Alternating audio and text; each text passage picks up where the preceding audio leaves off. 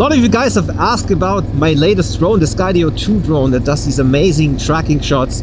In this video, I'm going to talk to you about the Skydio drone, what it does, how it worked for me and my initial experience with the drone. I also cover a little bit on how you can get it and what to pay attention to when you buy the drone.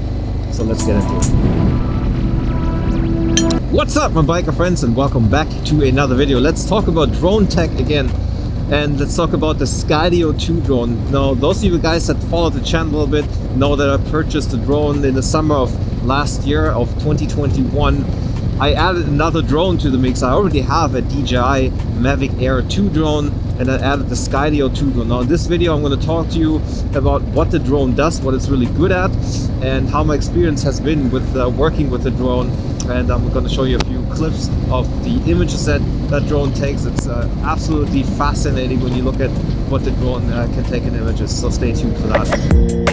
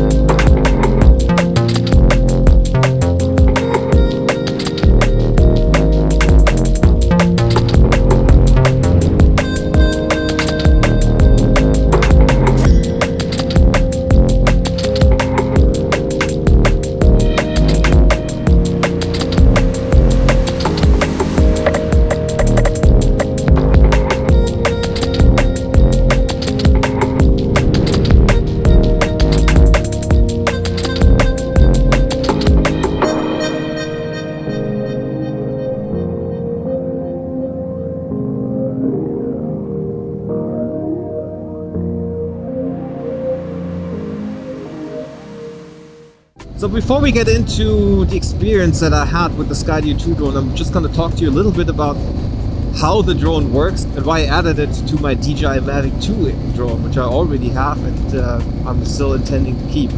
Now, the Skydio 2 drone, you can fly that like you can fly with any other drone. So there's a controller available, but what sets this drone apart, it's autonomous flying features and the tracking features that it has. It's still the best drone out there that can track you and fly autonomously in basically all the directions and do really good tracking shots when you have sort of activity type tracking shots.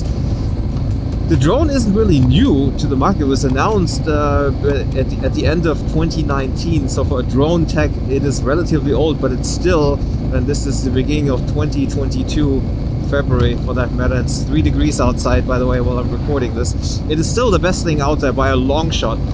Now, in order to understand how this drone works, you have to compare it to how DJI is set up. And the Skydio 2 drone, it has 6 4K cameras that it's just using to get an image, a 360-degree image of its environment. Then it's using a lot of smart software in order to understand where it is and where obstacles are. a little bit like a Tesla when you think about it, and in its sort of autonomous driving feature.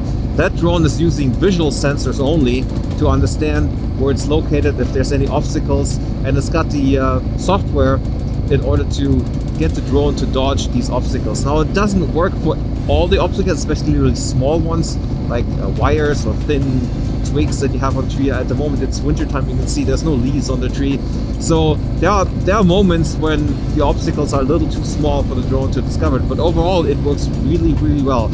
And because of that, because it can see obstacles, it can fly in any location relative to you as a rider. It can fly in front of you and get these really beautiful images from you from the front. It can go sort of sideways, or at the 11 o'clock or 2 o'clock, sort of a front angle of the motorcycle, so it can get really, really nice angles of the motorcycle and then fly backwards or sideways and avoid all the obstacles.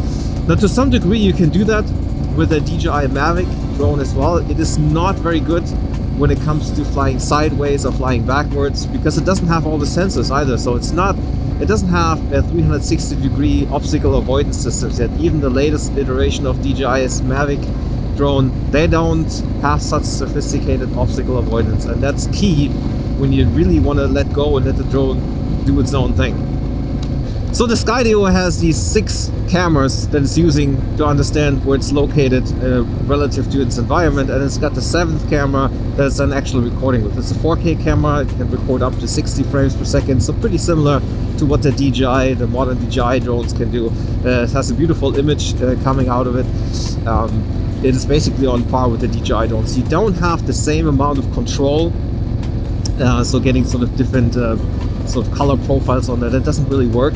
There's very little with regards to customization of any of those options, but it does take beautiful images.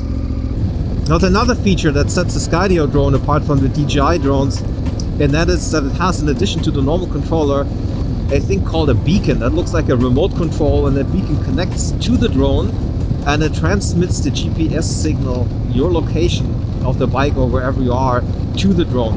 And that's really, really important, because the Skydio drone, just like the DJI drone, when it's going into tracking mode, it will do visual tracking. So the camera basically identifies an object and basically locks onto the object, and then just kind of flies the drone around. So very similar to DJI. But of course there are times when the drone loses that optical signal or the signature of whatever you're tracking, and that's precisely the problem that you have with DJI drones, because it will lose you, and once that happens it just starts hovering in the air and it's losing the tracking signal. Now, the Skydio drone will also have a GPS signal, so if it's losing you and it can't see you anymore, it can still find your GPS signal, which is great. Now, with these two features, the GPS tracking and the visual tracking, the Skydio 2 drone will ensure that it stays on the object much, much longer than any DJI drone can at the moment. So much for the theory behind it. Now, when I got the drone, it takes a little bit of time to sort of trust its abilities, and obviously you're not just gonna fly it up in the air and then keep going, but you kind of test the waters and you take small steps to see if it really does what it's supposed to. And of course, I've watched many of these videos that you can see on this platform here where people have used it also with motorcycles, and they got fantastic images out of it. But a lot of times what they don't show you is the stuff that goes wrong. And as it so happened, my maiden flight with the Skydio 2 drone, I actually got it stuck in the tree, and I will show you footage of that, what happened.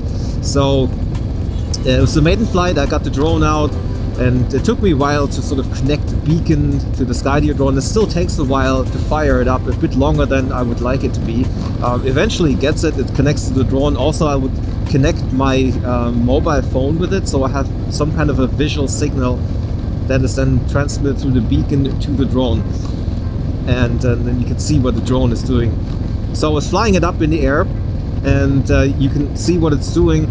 And I was starting easy, so I was going very slow, flying different modes, and I was going along this long stretch of road that had pretty much no trees on the side. It was a field to my right hand side, but I knew there was a line of trees coming up.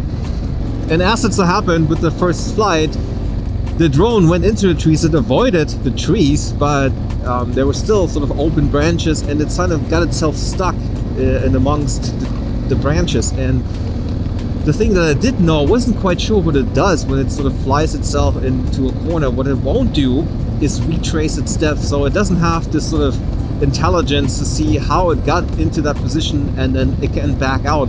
It just keeps going and is trying to follow you and sort of finding the best way until it can. So the priority of the drone is still set to not crash or not hit anything, which is great, but sometimes it gets so stuck in it that it can't basically free itself. Now, if you see some of the footage, it was pretty heart-wrenching. I didn't see that on the phone. I didn't see it until I downloaded it to the computer, and you can see that it's already starting to clip some of the branches. It's not crashing yet, but you know, it's these tiny little thin twigs in there. It's hitting a drone a few times. You can see it's kind of shaking up a little bit. So I knew it was stuck because I could see the image on my phone, so I had to turn around and then manually get it out of the trees. So that was a pretty heart-wrenching first experience with the drone, but in a way it was good because it shows you the limits of that drone. It's a piece of technology. Most pieces of technology have some kind of limit.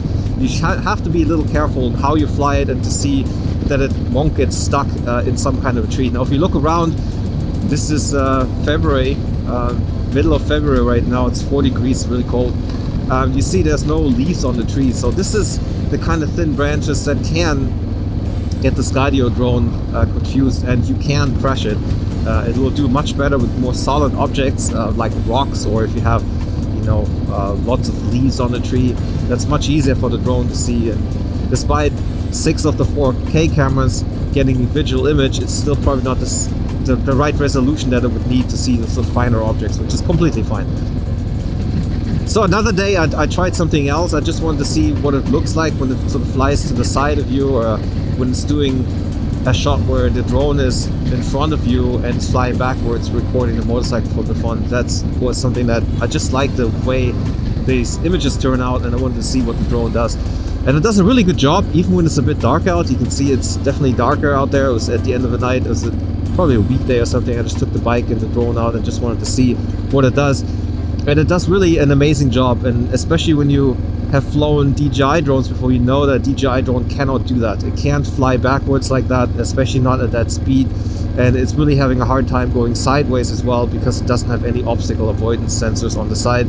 So these shots, you can see them with people doing that, but they usually make sure that there are no objects in the way, no trees, and it looks really cool when sort of there's objects sort of whooshing by through the picture when it's flying really low. It's recording it from the side. There's, let's say, a bush or a tree in the middle of it.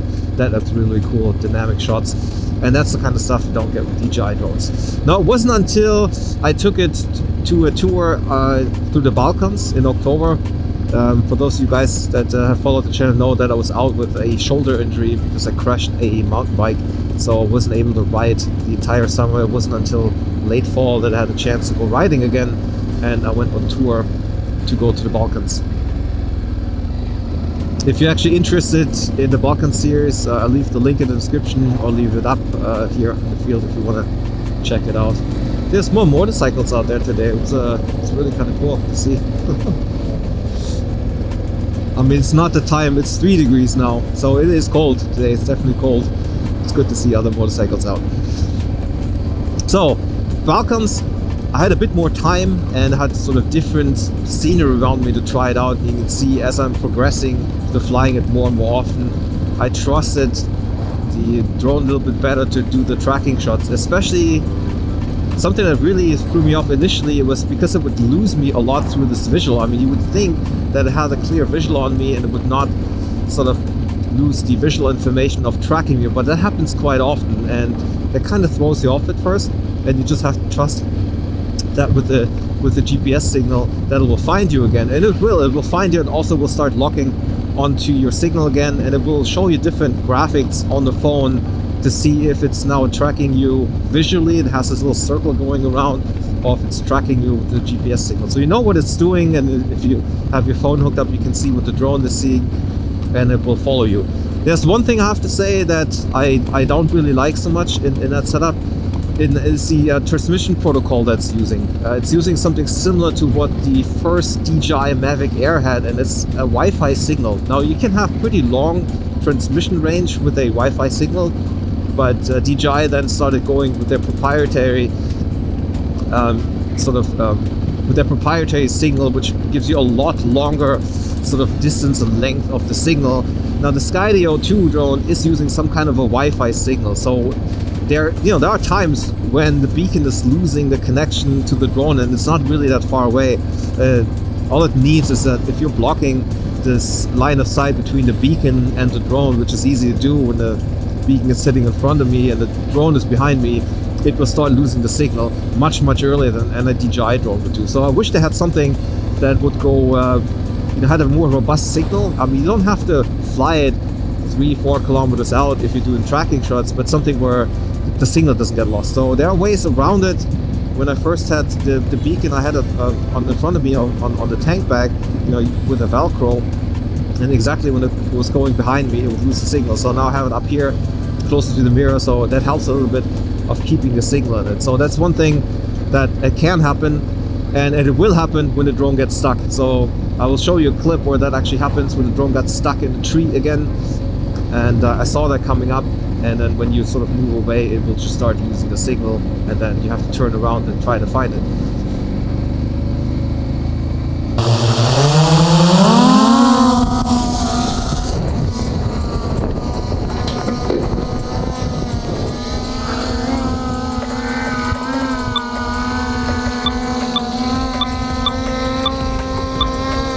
So I selected the front. Get a tad more distance, and it doesn't know where I am, right, because I haven't moved, so it doesn't know which direction I'm going. Let's see, it's gonna slip forward.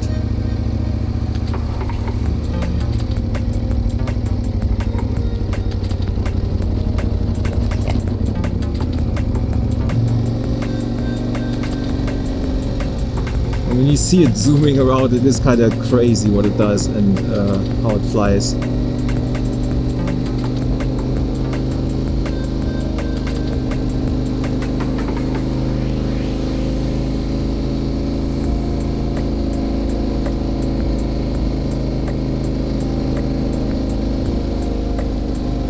So now it's GPS tracking me because it can't really see me. And I hope in the next turn it's going to catch up with me and start finding me again. I was pretty nervous at first when it did this, but so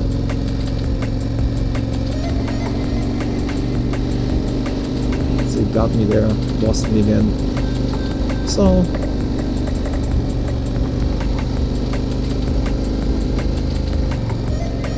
let's see what it does with the trees. It's so scary.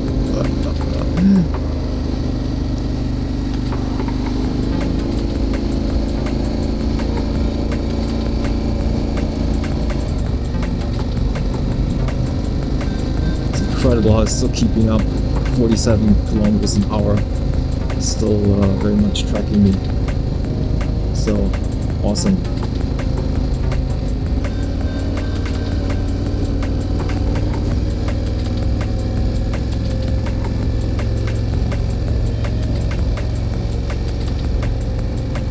I get nervous when I see all that tree cover.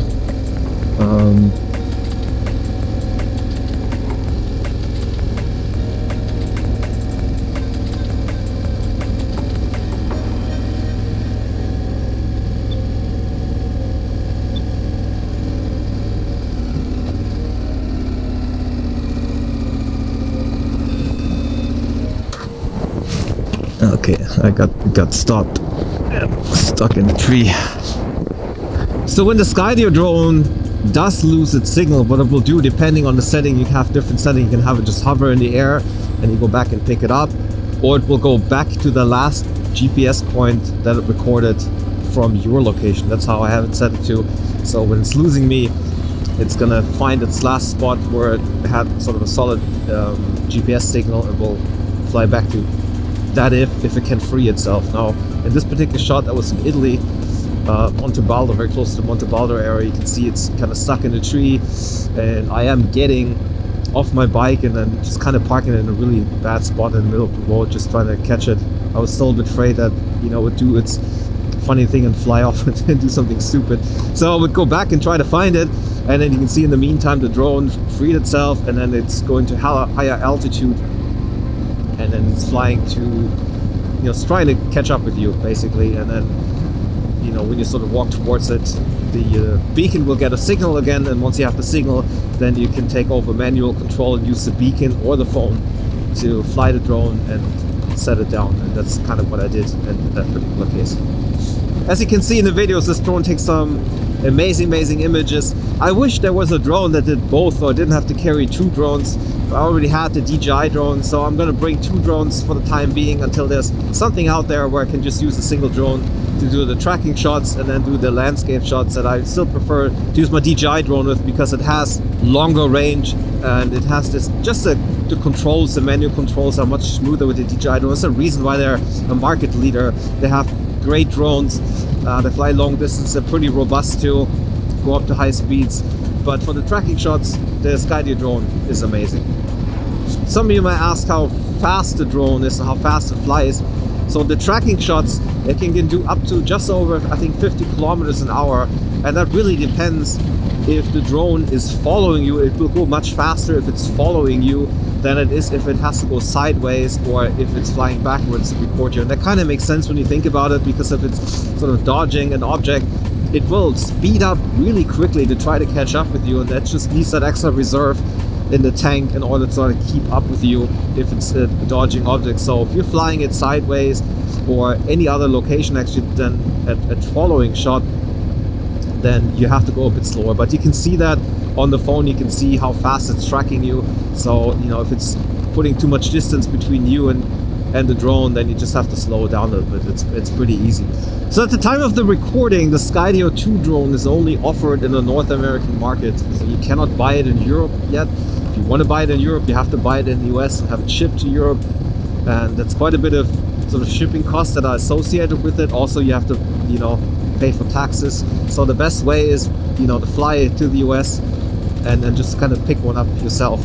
Now, I had family buy it for me in the US and ship it to me, and I did pay the shipping costs and all the customs, and there was a lot of money. I think it was, I don't know, north of 600 euros for shipping and taxes and customs. So there was a lot of money to pay on top of the cost of the drone. So I would not recommend doing that. It's cheaper to buy an airplane ticket to pick it up in the US.